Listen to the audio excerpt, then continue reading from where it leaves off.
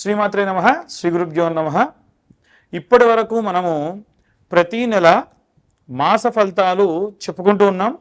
అందులో భాగంగా ప్రతి మాసంలో మనకు విశేషంగా కొన్ని యోగాలు వచ్చాయి. రుచక యోగం అని, మాలవ్య యోగం అని, ఇవన్నీ కూడా ఏంటంటే పంచమహాపురుష యోగములలో భాగం అన్నమాట. గోచారంలో ఈ పంచమహాపురుష యోగాలు ఏవే వస్తున్నాయి ఏంటి అనేది చూద్దాం. ముఖ్యంగా మేషరాశి వారికి సంబంధించి అసలు ఈ పంచమహాపురుష యోగాలు అంటే ఏంటంటే కుజుడు, బుధుడు, గురువు, అలాగే శుక్రుడు, శని గ్రహాలు. ఈ గ్రహాలన్నీ కూడా 1వ, 4వ, 7వ, 10వ స్థానాల్లో ఉంటే అది పంచమహాపురుష యోగం అంటారు. ఈ పంచమహాపురుష యోగాలు ఉంటే ఏమవుతుందండి, ఇంకా అద్భుతంగా ఉంటుందా అంటే అలా ఏం లేదండి. పంచమహాపురుష యోగాలు అంటే అద్భుతంగా ఉంటుంది. ఎప్పుడు మీరు కష్టపడతారు, కష్టానికి తగినటువంటి ప్రతిఫలం వస్తుంది, దానికి తగ్గటువంటి సుఖం కూడా అప్పుడే అనుభవిస్తారు. కానీ కష్టం లేకుండా ప్రతిఫలం అనేటువంటిది రాదు. తదుపరి సింహరాశి. సింహరాశి వారికి సంబంధించి ఈ యొక్క పంచమహాపురుష యోగం అనేటువంటిది లాభిస్తుందా లేదా అనేటువంటి విషయాన్ని ఇప్పుడు తెలుసుకుందాం. సింహరాశి వారికి సంబంధించిన విషయానికి వస్తే, సింహం రాశి వారికి లగ్నంలో అంటే వారి యొక్క సింహరాశిలో కేతుగ్రహ సంచారం ఉంది. 12వ ఇంట గురుగ్రహ సంచారం కాస్త 11వ ఇంటికి సంచారం చేస్తూ ఉంది.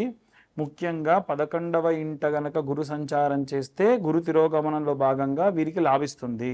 ఇప్పటి వరకు ఉన్నటువంటి జరిగినటువంటి విషయాలు, సందర్భాలు అన్ని దాటుకొని మంచి పరిస్థితుల్లో ఉంటారు. దాంట్లో ఎటువంటి సందేహం లేదు. అయితే గతంలో మీరు ఏవైనా సరే కొన్ని విషయాలు దాచిన, ఏవైనా వస్తువులు పోగొట్టుకున్నా, ఎవరితో అయినా సరే సంభాషించేటప్పుడు కొన్ని గోప్యంగా ఉంచాలనుకున్నా, ఆ మాటలు దాటి వేరే వాళ్ళ దాకా వెళ్ళినా దానివల్ల కాంట్రవర్సీలు ఎదుర్కొంటారు. జాగ్రత్తగా ఉండండి. అలాగే 3వ స్థానంలో ఉన్నటువంటి శుక్రగ్రహ సంచారం ఏదైతే ఉందో అది 4వ స్థానానికి వెళ్తుంది. ఎప్పుడైతే 4వ స్థానంలో శుక్రుడు సంచారం చేస్తే మాలవ్య యోగం, పంచమహాపురుష యోగంలో ఇది లాభిస్తుంది. దీనివల్ల ఏమవుతుంది, తల్లి యొక్క ఆరోగ్యం బాగుంటుంది, తల్లి తరపు ఏదైనా సరే ధనం రావడము, భార్యాభర్తలు బాగుండడము, వివాహ సంబంధిత విషయాల్లో లాభించడం, ఇలాంటివి జరుగుతాయి. పంచమ స్థానంలో 8వ తారీఖు తర్వాతకి, ఇప్పుడు నేను మాలవ్య యోగం గురించి చెప్పా, ఇదే 8వ తారీఖు తర్వాతకి కుజుడు కూడా పంచమంలోకి ప్రవేశిస్తూ ఉన్నాడు. దీనివలన ప్రేమించి వివాహం చేసుకునే వారికి కొన్ని గొడవలతో వివాహం మాత్రం సద్దుమణుగుతుంది, జరుగుతుంది. అలాగే సూర్యుడు కూడా కుజుడితో పాటు సంచారం చేస్తూ ఉన్నాడు. ఇక ఈ పంచమ స్థానంలో విశేషంగా ఉన్నటువంటి గ్రహ సంచారాల్లో భాగంగా ఏదైనా రిలేషన్షిప్ కూడా స్ట్రాంగ్ బాండింగ్ అయ్యేటువంటి అవకాశం ఉంది. సప్తమంలో ఉన్నటువంటి రాహువు పెళ్ళైనటువంటి భార్యాభర్తలకు, అంటే ఇప్పటి వరకు వివాహం కోసం చూస్తున్నటువంటి వారు, అది కూడా అరేంజ్డ్ కానీ లేకుంటే లవ్ కమ్ అరేంజ్డ్ మ్యారేజ్ చేసుకునే వాళ్ళ గురించి, ఇప్పుడు నేను చెప్పేది వివాహమైన వాళ్ళ గురించి. వివాహమైనటువంటి వాళ్ళు భార్యాభర్తలు ఇద్దరి మధ్యలో ఏదో ఒక విషయం గురించి కాస్త తగులాట, గొడవలు, వాగ్వివాదం ఎక్కువ హెచ్చుదాకా వెళ్ళే అవకాశం ఉంటుంది. ఇంట్లో పరిస్థితులు ఏమవుతున్నాయి అనేటువంటిది కూడా పట్టించుకోకుండా గొడవలు పడేటువంటి పరిస్థితుల్లో ఉంటారు. ఇక అన్నిటికంటే మెయిన్ ఏంటంటే అష్టమంలో ఉన్నటువంటి శని, అష్టమ శని అంటారు. ఈ అష్టమ శని వీరికి ఎంటర్ అయ్యి చాలా రోజులు అవుతుంది. అష్టమ శనిలో భాగంగా విశేషంగా వీరికి కొన్ని రకాలైన ఇబ్బందులు ఉంటాయి. ఎట్టి పరిస్థితుల్లో అష్టమ శని అనేటువంటిది వీరికి ఎటువంటి ఇబ్బందులు ఇంతకు ముందే పోయాయి అంటే ఇప్పుడు ఎటువంటి ఇబ్బందులు ఉండవని కాదు, కానీ కొద్ది మాత్రం ఇబ్బందులు ఉంటాయి. కంగారు పడాల్సిన అవసరం లేదు. ఓవరాల్గా చూసుకుంటే సింహరాశి వారికి కాస్త బాగుందని చెప్పొచ్చు. ఇంట్లో పర్సనల్ ప్రాబ్లమ్స్ తప్ప బయట ఉన్నటువంటి ప్రొఫెషనల్ ఇష్యూస్లో మాత్రం ఎథికల్గా వర్క్ చేస్తారు, చాలా అద్భుతంగా ముందుకెళ్తారు. ఇక అందరూ కూడా ఏ రెమెడీస్ తీసుకోవాలి, ఏ మంత్రం చదవాలనే విషయాన్ని ఇప్పుడు మనం తెలుసుకుందాం. ఇప్పటి వరకు మనం ఈ రాశి వారికి సంబంధించి గోచారంలో భాగంగా పంచమహాపురుష యోగాల్లో ఏ యోగం ఉంది అనేటువంటి విషయాన్ని మనం డిస్కస్ చేసుకున్నాం. ఇవన్నీ కూడా గోచారంలో భాగంగా చెప్తున్న విషయాలు మాత్రమే. డీటెయిల్గా మీ జాతకంలో అసలు దశ ఏంటి, అంతర్దశ ఏమిటి, మొత్తం 16 భావచక్రాలు ఉంటాయన్నమాట. ఆ భావచక్రాలు ఏంటి అనేటువంటివి డీటెయిల్గా మనం ఒక్కొక్కరి గురించి వారి date of birth, time, place ఉంటే మనం జాతకం అనేది ఇంకా పర్ఫెక్ట్గా చెప్పొచ్చు. అయితే 60-70 పేజీల్లో జాతకం ఇవ్వడము, దాంట్లో వివాహము, సంతానము, వృత్తి, వ్యాపారము ఎలా ఉండబోతుంది అనేటువంటి విషయాలు కూడా మీతో మాట్లాడడం జరుగుతుంది. డీటెయిల్గా చాలామంది ఫోన్లో మాట్లాడేటప్పుడు నేను స్వయంగా వారికి ఏం చెప్తా అంటే రికార్డ్ కూడా చేసుకోమంట. ఎందుకంటే ఎవరైనా సరే విషయం ఒక రికార్డ్ అనేటువంటిది ఉంటే పర్ఫెక్ట్గా ఉంటుంది కదా అనేటువంటిది నా యొక్క ఉద్దేశం. అయితే ఇప్పుడు వీరందరూ కూడా ఏ రెమెడీస్ చేసుకోవాలి, చాలామంది ఈ జాతకం అడిగే వాళ్ళు కూడా ఉత్త పేరు ఒక్కటే ఉంది పంతులు గారు చెప్పండి అంటే చాలా రోజుకు 10 కాల్స్ దాకా వస్తూ ఉన్నాయి. ఎట్టి పరిస్థితుల్లో కేవలం పేరుని అడిగి జాతకాన్ని మాత్రం చెప్పను. ఎందుకంటే date of birth, time, place ఉంటేనే నిర్దిష్టంగా జాతకం అనేటువంటిది తెలుస్తుంది. ఈ జాతకానికి కూడా 2025 రూపాయలు ఖచ్చితంగా ఛార్జ్ చేస్తా. ఎందుకంటే నాకు 3 నుంచి 4 గంటలు టైం పడుతుంది. ఫోన్ చేసి డబ్బులు కట్టిన వాళ్ళు కూడా వెంటనే ఫోన్ చేస్తున్నారు. ఖచ్చితంగా ఒక రోజు 2 రోజులు టైం పడుతుంది. ఇప్పటివరకు ఉన్న వాళ్ళు ఒక్కొక్కరే కంప్లీట్ చేస్తూ మీతో నేను మాట్లాడాలి కాబట్టి. ఇక ఏ రెమెడీస్ తీసుకోవాలి నెలలో అని అడుగుతూ ఉన్నారు చాలామంది. వీలైతే ఎర్ర చందనం లేకుంటే చందనం ముక్క, ఒక చందనం కర్ర ఒక చిన్న ముక్క తీసుకొని కొనుక్కొని ఇంట్లో గంధం తీయండి. నిత్యము కూడా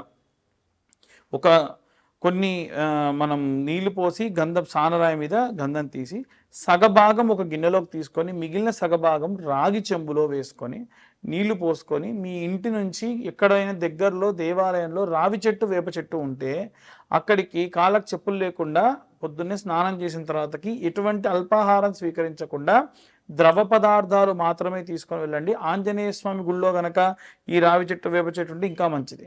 ఆ గంధం కలిపిన నీటిని పోసి 21 ప్రదక్షిణాలు చేయండి. ఇలా వీలైతే ఈ నెల రోజులు చేయండి. దాని వలన ఏంటంటే నరఘోష, నరపీడితములతో పాటుగా విశేషంగా ఏవైనా ఇబ్బందులు వచ్చినా, కష్టాలు వచ్చినా, ఏవైనా సరే మీకు ఏదైనా పని పెండింగ్లో ఉన్నా మీరు ఈ గుడికి బయలుదేరినప్పటి నుండి ప్రదక్షిణాలు పూర్తయ్యేంత వరకు ఎవరితో మాట్లాడకుండా ఉండాలి.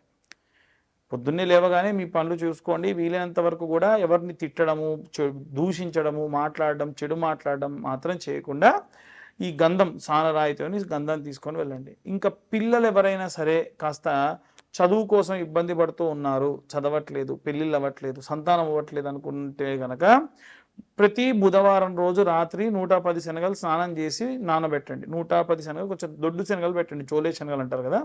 మరుసటి రోజు ఉదయాన్నే ఈ యొక్క శనగల్ని సూది దారంతో కూర్చోండి. స్నానం చేసిన తర్వాతకి ఉదయం 7:32 లోపు నవగ్రహాల గుడికి వెళ్ళి ఆ గుళ్ళో ఎడమవైపు ఉన్నటువంటి మధ్యలో ఉన్నటువంటి బృహస్పతి గ్రహం మెడలో వేసేసేయండి.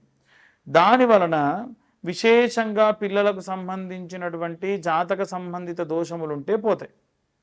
ఇదొకటి. ఇక మేధా దక్షిణామూర్తి స్తోత్రం అని ఉంటుంది, లేదా దక్షిణామూర్తి స్తోత్రం ఉంటుంది.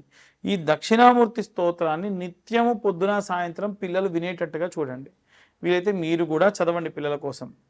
అలా చేయడం వల్ల పిల్లలకు ఇవాళ రేపు చాలామందికి వివాహము, సంతానం కాని వాళ్ళు చాలామంది ఉన్నారు. అయితే ఎవరికైతే వివాహం అవ్వట్లేదో వాళ్ళ కోసం నేను ప్రతీ నెల ఆఖరి మంగళవారం నాడు విశేషంగా కన్యా వర పాశుపత హోమాలు నిర్వహిస్తూ ఉన్నా.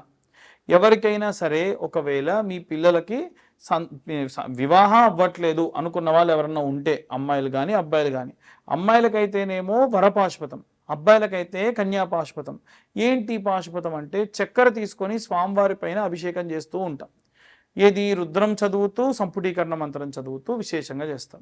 ఆ తర్వాతకి మళ్ళీ హోమం చేస్తారు. హోమం చేసేటప్పుడు ఈ పూజ చేసిన చక్కెర కొంచెం తీసి అందులో కలిపి హోమద్రవ్యంలో కలిపి హోమంలో వేయడం జరుగుతుంది.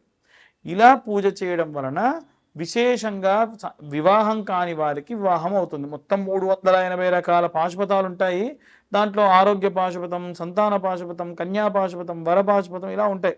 కానీ నేను మాత్రం వర, కన్యా పాశుపతాలు చేస్తూ ఉన్నా. లేదు ఇంకేదన్నా మీకు ఆరోగ్య సమస్యలు ఉండి ఆ రకమైనటువంటివి చేయించుకోవాలంటే కూడా కింద ఉన్న నెంబర్కు కాంటాక్ట్ చేయొచ్చు. జాతక సంబంధిత అలాగే ఈ యొక్క వ్యవహార సంబంధిత విషయాలు ఇవే కాకుండా అమావాస్య, ప్రతి అమావాస్యకి కూడా వాంఛిత కామ్య సిద్ధ్యర్థం ఏవైనా మీ కోరికలు ఉంటే కోరికలు తీరడానికి పేపర్ మీద 21 మార్లు మీ కోరికను రాసి హోమం జరిగే స్థలానికి వస్తే, హోమం అంతా జరిగేటప్పుడు ఎవరూ కూర్చోరు, ఎంతమంది వచ్చినా మీ గోత్రనామాలు చదివి గణపతి హోమం, నవగ్రహ హోమం ఇలా చేస్తాం. వాంఛిత కామ్య సిద్ధ్యర్థం ప్రత్యేక మంత్రం చదివేటప్పుడు అందరినీ వచ్చి నిల్చోమని ఆ నెయ్యిలో ముంచి ఆ పేపర్ని వేయమని చెప్తా. ఆ మంత్రం 21 మార్లు మంత్రం చెప్తా. 21 మార్లు ప్రతి ఒక్కరికి కూడా మంత్రం చెప్పినప్పుడు ఆ కోరికలు అలా ముంచి ఆ నెయ్యిలో ఆ హోమంలో వేసేయాలి. ఇలా చేయడం వల్ల ఏవైనా కోరికలు, బలమైన కోరికలు ఉండి ధర్మబద్ధమైన కోరికలు ఉంటే ఆ కోరికలు నెరవేరుతాయి. ఇవి మాకు చెప్పాల్సిన అవసరం లేదు, మీరే రాసి తెచ్చేసుకోవచ్చు. లేదు ఒకవేళ మేము ఎక్కడో ఉన్నామండి మా కోసం మీరు హోమం చేయండి అంటే వీడియో కాల్ లైవ్లో పెట్టి మంత్రం చదివేటప్పుడు చెప్తాను.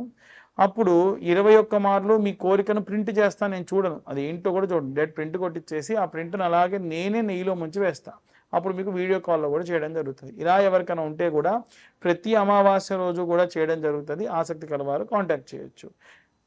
సర్వే జన సుఖినో భవంతు. స్వస్తి.